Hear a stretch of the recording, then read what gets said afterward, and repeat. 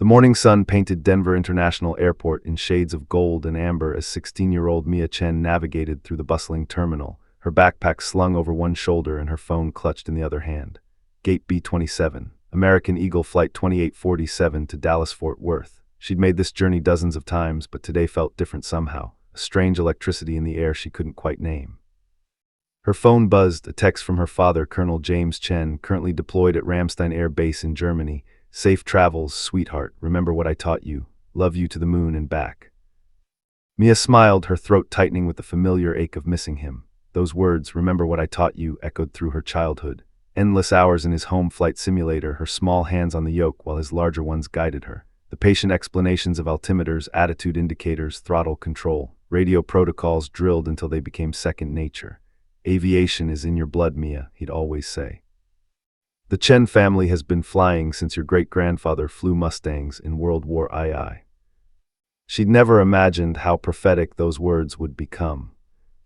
Boarding began at 9:15 a.m. Mia settled into seat 14C, an aisle seat in the emergency exit row. She was tall for 16, nearly 5'8", with her father's sharp eyes and her mother's steady composure. The flight attendant, Jessica Torres, her name tag gleaming under the cabin lights, smiled warmly during the safety demonstration. Mia had memorized every word years ago, but she watched intently anyway, nodding the emergency exits, the oxygen mask procedures, the flotation device under her seat. Beside her in 14B, an elderly woman clutched a rosary, murmuring prayers as the engines began their distinctive whine. First time flying, Mia asked gently. The woman nodded, knuckles white. You're in good hands, Mia assured her. These pilots train for thousands of hours. Statistics say you're safer here than driving on the highway. If only she'd known how hollow those words would soon become. American Eagle Flight 2847 pushed back from the gate at 9:47 a.m., October 15, 2019. The Embraer E-175 regional jet carried 68 passengers and 4 crew members. In the cockpit, Captain Mark Rodriguez, a 23-year veteran with over 15,000 flight hours, completed his pre-flight checklist with practiced efficiency. Beside him, First Officer Sarah Mitchell, younger but equally skilled, confirmed each item with crisp professionalism. American Eagle 2847 cleared for takeoff, runway 34 right. The tower controller's voice crackled through their headsets. Cleared for takeoff, 34 right, American Eagle 2847, Rodriguez responded smoothly. The aircraft accelerated down the runway, pressing Mia back into her seat with familiar force.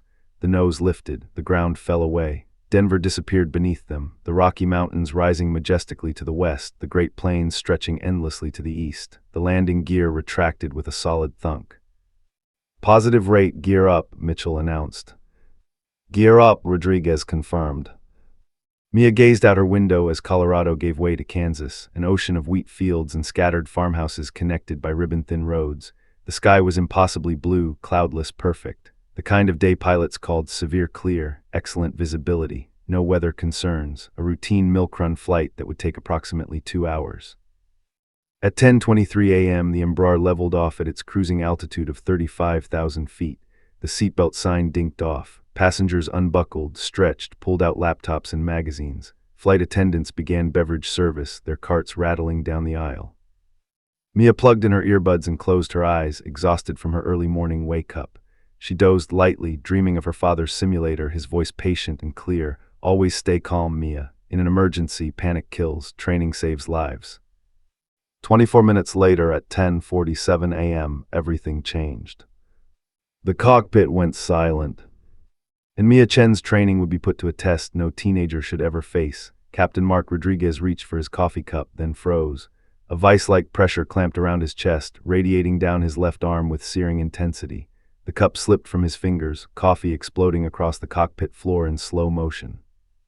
Mark, First Officer Sarah Mitchell glanced over, her expression shifting from curiosity to alarm in a heartbeat. Mark, what's wrong? Rodriguez couldn't speak. His face had drained to an ashen gray, sweat beading on his forehead despite the cool cockpit air. He clutched his chest with both hands, his breathing coming in short, desperate gasps. The instrument panel blurred before his eyes. Oh God, Mitchell's training kicked in instantly. She grabbed the radio transmitter, her voice sharp and professional despite the terror flooding her veins. Mayday, Mayday, Mayday, Kansas City Center, American Eagle 2847, medical emergency, pilot incapacitation, requesting immediate. Her words died mid-sentence. Her throat was closing, a strange tingling sensation spread across her tongue, her lips swelling rapidly. The prepackaged chicken meal she'd eaten 20 minutes ago, she'd specifically asked if it contained shellfish. They'd assured her it didn't. They were wrong. Anaphylaxis moved through her system like wildfire. Her vision doubled, then tripled. The instrument panel became a kaleidoscope of meaningless lights and numbers. She fumbled for her EpiPen in her flight bag, but her hands wouldn't cooperate, fingers thick and clumsy as sausages. Rodriguez slumped forward against his harness, unconscious, his body held upright only by the straps. The yoke dipped slightly under his weight before the autopilot compensated, holding the aircraft steady. Mitchell's hand shot to the transponder, her training overriding her body's betrayal. With the last of her fatting coordination, she twisted the dial to 7700, the universal emergency code. Her finger found the radio transmit button one final time, but only a strangled gasp emerged from her constricted throat. The cockpit radio went silent. Her hand slipped from the controls, her head lolled to the side. The EpiPen clattered to the floor just inches from her foot, impossibly far away. American Eagle Flight 2847 continued its steady course at 35,000 feet, autopilot maintaining altitude, heading, and speed with mechanical precision. But the two people trained to fly it, certified and experienced, were beyond help. The aircraft flew on a ghost ship carrying its innocent cargo through the crystalline October sky. In the cabin, passengers remained blissfully unaware. The elderly woman in 14B had finally relaxed, her rosary tucked away. A businessman in row 9 typed furiously on his laptop. A mother in row 17 bounced her fussy toddler. Mia Chen dozed lightly, her father's words echoing through her dreams. Lead flight attendant Jessica Torres noticed it first. The cockpit call button hadn't illuminated for the scheduled position report. Unusual, but not alarming. Protocol required her to check after 5 minutes of silence. She waited, checked her watch. 5 minutes became 7, 7 became 10. At the 12-minute mark, Torres walked toward the cockpit, her smile practiced and professional. She knocked 3 sharp raps. Captain Rodriguez, everything okay up there? Silent. She knocked again, harder. Captain, First Officer Mitchell. Nothing. Torres' stomach dropped. She pulled out her access code card, hands beginning to tremble. Emergency protocol allowed flight attendants to access the cockpit if pilots became unresponsive. She'd trained for this scenario dozens of times, but never believed she'd actually face it. The keypad beeped, the lock clicked, the door swung open. What Jessica Torres saw in that moment would haunt her nightmares for years to come. 2 pilots, both unconscious, both possibly dying. And nobody, absolutely nobody, flying the plane. Her scream pierced through the cabin like a siren, shattering the peaceful routine of Flight 2847 and launching 68 souls into every passenger's worst nightmare. Medical emergency. Is anyone a doctor? Jessica Torres' scream tore through the cabin like a thunderclap. Passengers jerked upright, laptops tumbling, drinks spilling. The peaceful hum of routine flight shattered into chaos. Mia's eyes snapped open, her heart hammered against her ribs. Something was terribly, catastrophically wrong. I'm a nurse, a woman in her 60s bolted from seat 22A, her gray hair flying loose from its bun. Margaret Hartley, retired from 30 years in emergency medicine, pushed past frozen passengers, coming through. Torres stood in the cockpit doorway, her face drained of all color, trembling violently. Both pilots there, I don't know what. Hartley shoved past her and assessed the situation with clinical speed. Captain Rodriguez, no pulse, lips blue, classic myocardial infarction. First Officer Mitchell, severe anaphylaxis, airways dangerously constricted, EpiPen on the floor. You, she pointed at a young man in row 11. Get the AED from the overhead now and find me that EpiPen. The man, an EMT named David Park, was already moving. He grabbed the automated external defibrillator and rushed forward, his own training kicking in. Within seconds, Rodriguez's shirt was torn open, AED pads attached to his bare chest. Analyzing rhythm, the mechanical voice announced. Shock advised, stand clear. Thunk. Rodriguez's body convulsed. Hartley began chest compressions, counting under her breath. 1, 2, 3, 4.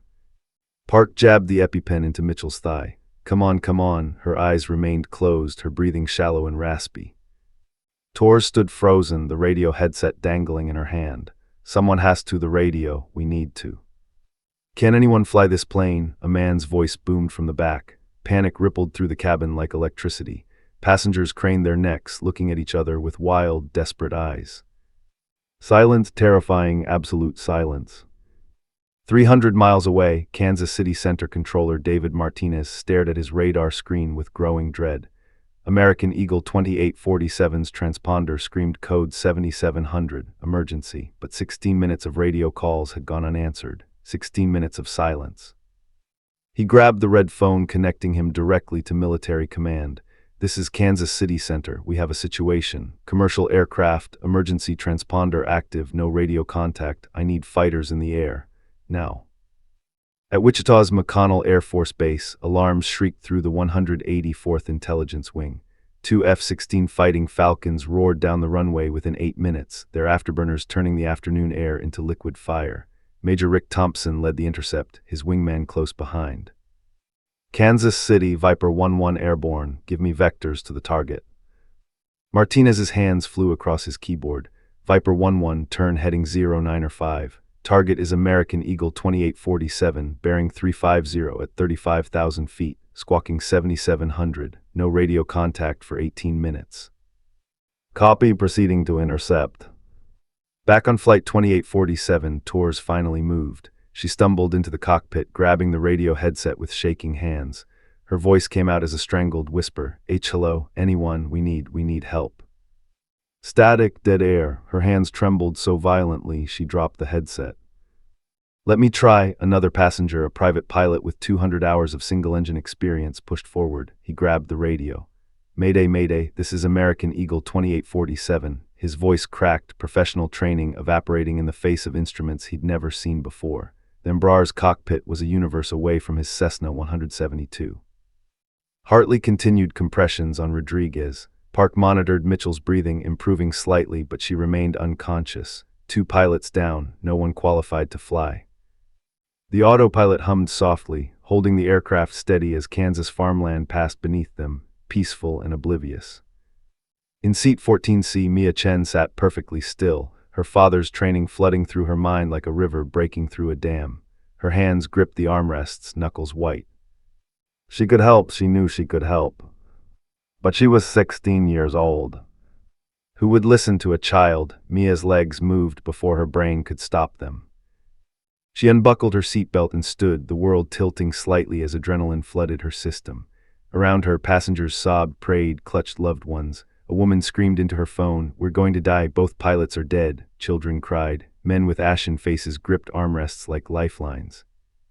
But Mia felt eerily calm. Her father's voice echoed in her head, crystal clear. In an emergency, panic kills, training saves lives. She walked toward the cockpit. Each step felt surreal, like moving through water. The private pilot was jabbing randomly at buttons, his hands shaking uncontrollably. I can't, this isn't like my Cessna. Ma'am, Mia's voice cut through the chaos, steady and clear. Torres whirled around, mascara streaking her face. I can help. Sweetie, please just sit down. I've trained on flight simulators, advanced ones. My father is an Air Force pilot, Colonel James Chen, 52nd Fighter Wing. I know radio protocols, I know instrument panels. I can establish contact with air traffic control. Torres stared at this teenage girl with disbelief bordering on hysteria. You're a child. And everyone else is panicking. Mia's eyes locked onto Torres. In that moment, something passed between them, a desperate, drowning woman recognizing a lifeline. Give me the headset, please. What do you have to lose? The private pilot stepped back, relief flooding his face. Let her try. Torres thrust the headset at Mia with trembling hands. God help us. Mia's fingers closed around it. The weight felt familiar, comfortable. She'd worn her father's headset 100 times, pretending, playing, learning. She slipped it over her ears, adjusting the microphone boom. Her hands shook violently, but she forced them still. She pressed the transmit button. Deep breath, channel your father, you know this. Kansas City Center, this is American Eagle Flight 2847. Her voice emerged steady, professional, impossibly composed for a 16-year-old facing death at 35,000 feet. We have a mayday situation. Both pilots are incapacitated. I repeat, both pilots are down. I am a passenger. I need immediate assistance. Static crackled, 5 seconds of silence that felt like 5 years. Then Martinez's voice exploded through her headset. American Eagle 2847, Kansas City Center reads you loud and clear. Say again, who is this? What is your situation? Relief nearly buckled Mia's knees. Contact. They heard her. They heard her. Kansas City Center, my name is Mia Chen. I'm 16 years old. I'm a passenger on this flight. She swallowed hard, her voice steady despite her racing heart. Our captain appears to have suffered a heart attack. Our first officer is experiencing anaphylaxis. Both are unconscious. Medical personnel are providing aid. The autopilot is engaged. I have extensive flight simulator training, over 200 hours, and I know radio protocols. My father is Colonel James Chen, United States Air Force. She paused, remembering the call sign her father had jokingly given her during their simulator sessions, the name painted on the nose of their home cockpit, Phoenix. My call sign is Phoenix. In Kansas City Center, Martinez froze. Every controller in the room turned toward him, their faces mirrors of shock. A 16-year-old girl, a child, flying a commercial aircraft with 68 souls aboard. He keyed his microphone, forcing his voice to remain calm, authoritative, reassuring. Phoenix, Kansas City Center copies. You're doing great. We're going to help you through this. First, I need you to tell me exactly what you see in front of you. Can you describe the instrument panel? Mia looked at the bewildering array of screens, gauges, switches, and buttons. The Embraer's glass cockpit was nothing like her father's simulator, more advanced, more complex, more terrifying. But the basics were the same: attitude indicator, altimeter, airspeed, navigation display. She could do this. She had to do this. I'm looking at it now, she said, her voice the only sound of hope in a cabin full of despair. Two S-60 Black Hawk helicopters thundered across the Kansas prairie at maximum speed, their rotor wash flattening wheat fields below. Major Lisa Hernandez gripped the controls of the lead aircraft, her co-pilot Lieutenant Marcus Webb coordinating with Kansas City Center through rapid-fire radio calls. ETA to target, 6 minutes, Webb announced. Ground reports passenger is a 16-year-old female, call sign Phoenix, no formal flight training beyond simulators.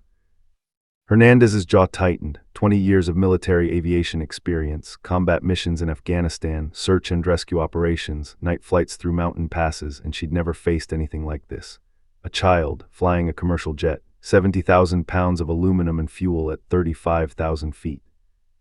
Get me everything, she commanded. Aircraft type, fuel status, passenger count, everything. Behind them, the second Black Hawk matched their pace, pilot Captain James Rodriguez, no relation to the stricken captain, monitoring every frequency.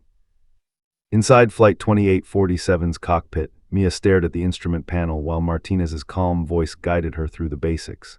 Phoenix, do you see the primary flight display directly in front of the captain's seat? It should show an artificial horizon. I see it, Mia confirmed, her eyes scanning. There's a line dividing blue from brown. The airplane symbol is centered. Perfect, that's your attitude indicator. Blue is sky, brown is ground. As long as that line stays level, you're flying straight. Now look at the numbers on the right side, that's your altitude.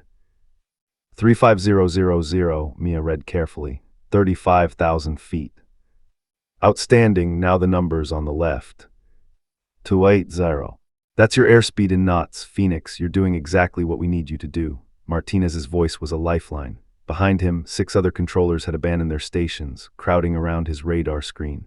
The tower supervisor was on direct lines to the FAA, NORAD, and Wichita approach control. This was going national. This was going to be every news channel within the hour. Phoenix, we're sending visual support your way, Martinez continued. 2 military helicopters will intercept you shortly. Don't be alarmed, they're friendlies. They're there to help. Mia's breath caught. Copy that.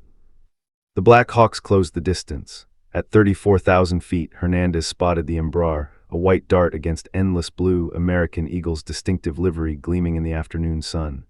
She pulled her helicopter alongside, carefully matching speed and altitude, the gap between them shrinking to less than 100 feet.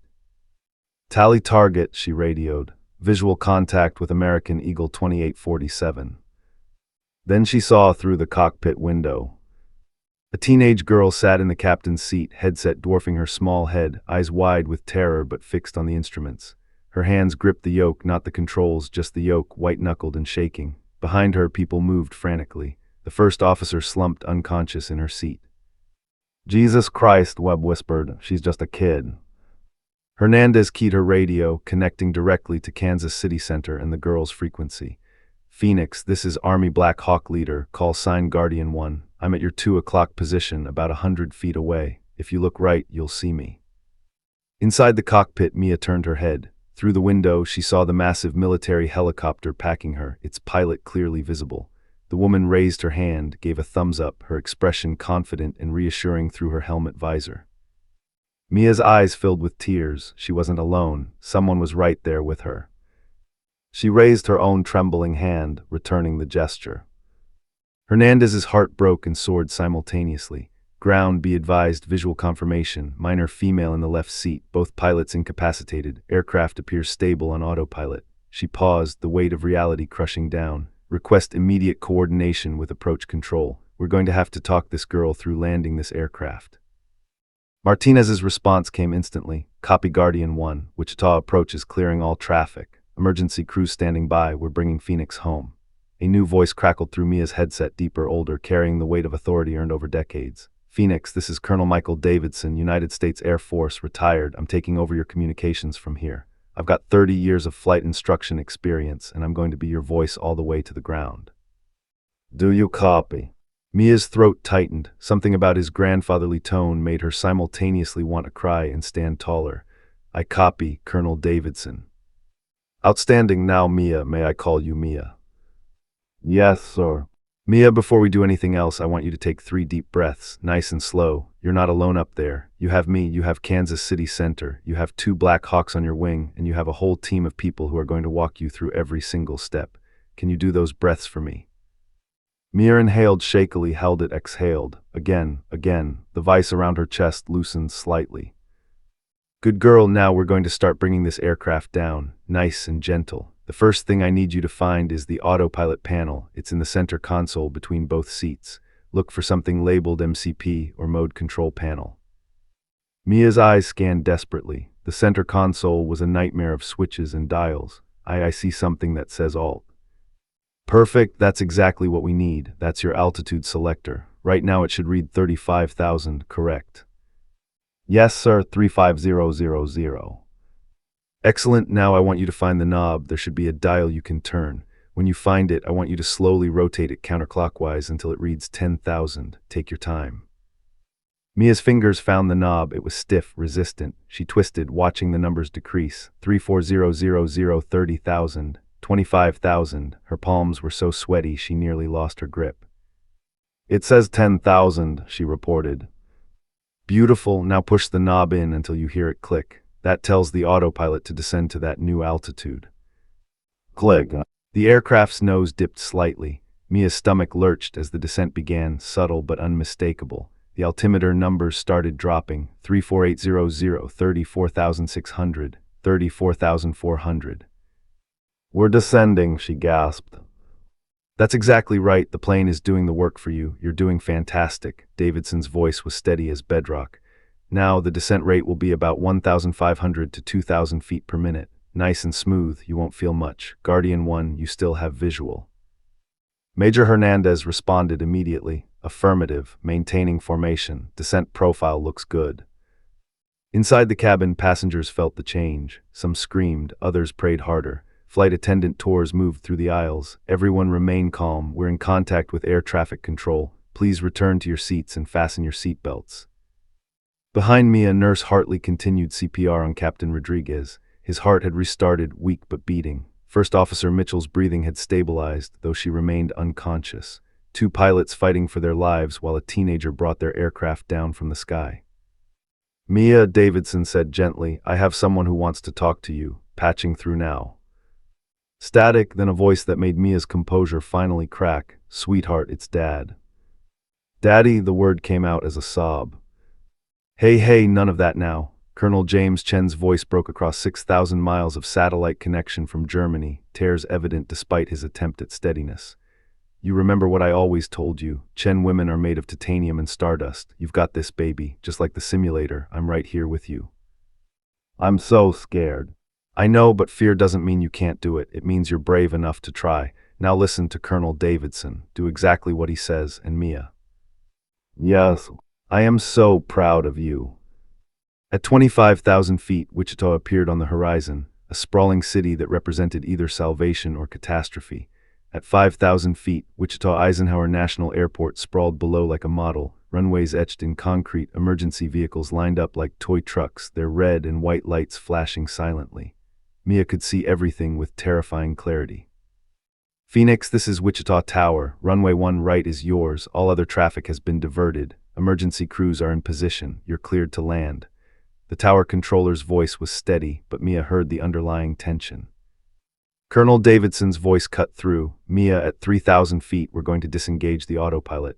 That means you'll be hand-flying the aircraft. I need you to understand, the plane will feel different, heavier. The yoke will have resistance, but you've done this in the simulator hundreds of times.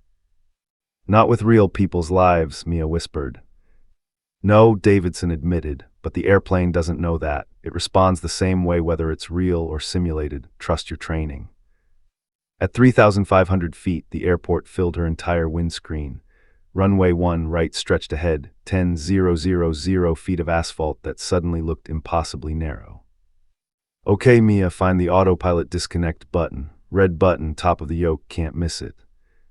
Mia's finger hovered over it, trembling. This was the point of no return. Once she pressed this button, she would be flying, actually flying, 75 tons of metal and humanity.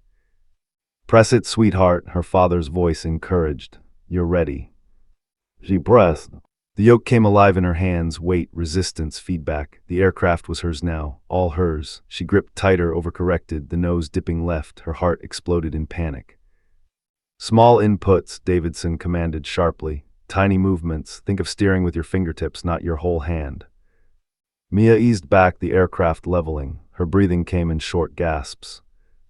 Good, now airspeed 140 knots. Throttle back, pull those levers slowly toward you.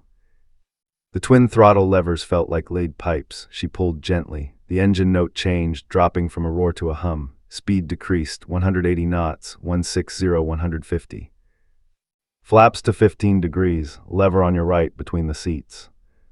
She found it, moved it. Mechanical whirring filled the cockpit as wing flaps extended, increasing drag. The aircraft wanted to pitch up. She corrected, nose down slightly. You're at 2,000 feet. Runway is dead ahead, flaps to 30 degrees. More whirring, more drag, the descent steepened. Ground rushing up faster now. Major Hernandez's Black Hawk peeled off, unable to follow her lower. Phoenix, Guardian 1 breaking off. You're cleared all the way to the ground. You've got this.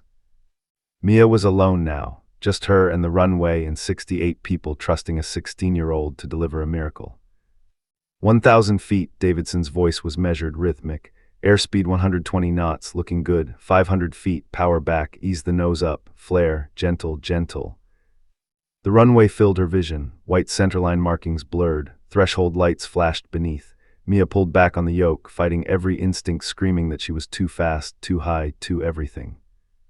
The main gear kissed the runway, wham, bounced hard. The aircraft leaped back into the air. Mia's stomach dropped into her feet. Hold it steady, Davidson barked. Nose up, let it settle. The embraer slammed down again, harder this time. Metal shrieked. The nose gear hit with bone-jarring force. But the aircraft stayed straight, stayed on the runway. Mia's feet found the brake pedals. She'd forgotten them, pressed hard, too hard. The aircraft lurched, passengers screaming. Easy on the brakes, ease off. The plane decelerated, 80 knots, 60-40-20. American Eagle Flight 2847 rolled to stop 4,000 feet down runway 1 right at 11:43 a.m., October 15, 2019. For 3 eternal seconds, absolute silence. Then the cabin exploded, screams of joy, sobbing relief, prayers of thanksgiving. Fire trucks raced toward them. Hernandez's Black Hawk circled overhead, her voice breaking. Phoenix is down safe. Mia's hands wouldn't release the yoke. They'd frozen there, locked in a death grip. She'd done it. She'd actually done it. The cockpit door burst open. Paramedics flooded in, their hands immediately on Mia, checking her pulse, her pupils, asking rapid-fire questions she couldn't process. Her hands still gripped the yoke, muscles locked, unable to let go. Mia, you can release it now. A gentle hand, Jessica Torres, pried her fingers loose one by one. You're on the ground, you did it, you saved us all. Mia's legs collapsed the moment she stood. Strong arms caught her, an EMT guided her out of the cockpit into a cabin transformed into celebration. Passengers surrounded her, crying, hugging her, touching her like she was something holy. The elderly woman from 14B clutched her rosary in Mia's hands simultaneously, sobbing, "You're an angel, God sent you." Captain Rodriguez was already being carried out on a stretcher, oxygen mask over his face, his heart monitor beeping steadily. He'd survived. First Officer Mitchell followed minutes later, conscious now, tears streaming down her swollen face as she reached toward Mia. "Thank you," she mouthed, "thank you." 3 hours later, Mia sat in an airport conference room, wrapped in a shock blanket despite the warmth, facing a wall of cameras. FBI agents had questioned her. FAA investigators had questioned her. Now the media wanted their piece. She couldn't remember what she said. Words tumbled out automatically. "I just did what my father taught me. Anyone would have done the same. The real heroes are the controllers and Colonel Davidson." Her phone buzzed, a text from Germany, "Landing in Dallas in 6 hours. Emergency leave approved. I'm coming home, sweetheart. I'm so proud of you." The story went viral within hours. By evening, call sign Phoenix trended worldwide. News helicopters had captured the landing, the rough touchdown, the bounces, the final stop. Aviation experts analyzed every second. Some praised her. Others questioned why a minor had been allowed in the cockpit. Mia didn't care about any of it. She'd saved 68 lives. That was all that mattered. 10 years later. Captain Mia Phoenix Chen stood on runway 1 right at Wichita Eisenhower National, her Air Force flight suit crisp in the morning sun. F-16 pilot wings gleamed above her left pocket. Captain's bars adorned her shoulders. Lieutenant Colonel Lisa Hernandez stood beside her, retired now from active duty but still every inch the warrior. They'd become inseparable over the decade, mentor and protege, friends bound by an impossible day. 10 years, Hernandez said quietly. Feels like yesterday and a lifetime ago. Mia nodded, staring at the runway where she'd bounced an Embraer E-175 to a stop with nothing but simulator training and desperate courage. Captain Rodriguez had fully recovered, retiring with honors. First Officer Mitchell still flew, though she carried 3 EpiPens now. All 68 passengers had survived uninjured. The FAA had implemented new protocols, mandatory 2-person cockpit rules strengthened, enhanced pilot medical screening, emergency passenger communication systems upgraded. Congress had held hearings. Aviation changed because of what happened that October day. But Mia's life had transformed most of all. Air Force Academy acceptance came within months, full scholarship, accelerated flight training, top of her class. F-16 qualification at 24, deployment to Qatar at 25, more flight hours than she could count, all building on that foundation her father had laid in a home simulator. "You know what Colonel Davidson told me last week," Mia said. Hernandez raised an eyebrow. "He said that day proved something he'd always believed. Courage isn't the absence of fear, it's flying anyway." A commercial jet roared overhead, climbing toward 35,000 feet, its cockpit occupied by 2 healthy, qualified pilots who'd never know how close the system came to catastrophic failure. Mia smiled, remembering her father's text from that morning, "Remember what I taught you." She had remembered, and she'd taught the world something in return. Heroes aren't born. They're forged at 35,000 feet when the cockpit goes silent and anyone, refuses to give up. Phoenix had risen from impossible odds.